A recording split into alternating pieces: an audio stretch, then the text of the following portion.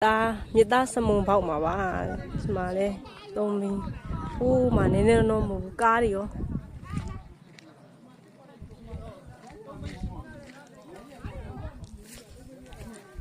မကြည့်အောင်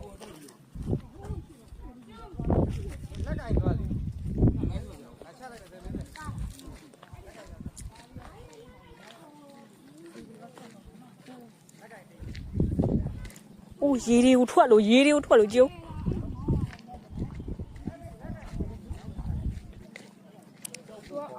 က်ထဲမှာမြေကြီးထားတဲ့အချိန်နဲ့တ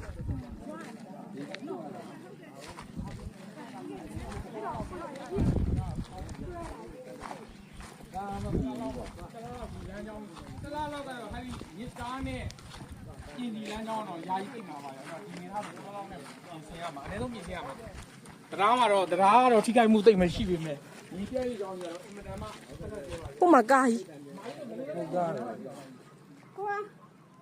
ကိုဘက်ဆက်သွားလို့မရတော့ရတော့ဘူးကူးကြမှာတော့ခင်ဗျားတို့ထုတ်ကြည့်နေအဲ့ဒါကြီးကိုကားတစ်စီးဟိုမှာလဲလဲတော့သွားတာမဟုတ်ဘဲနဲ့ရှေ့ဘလို့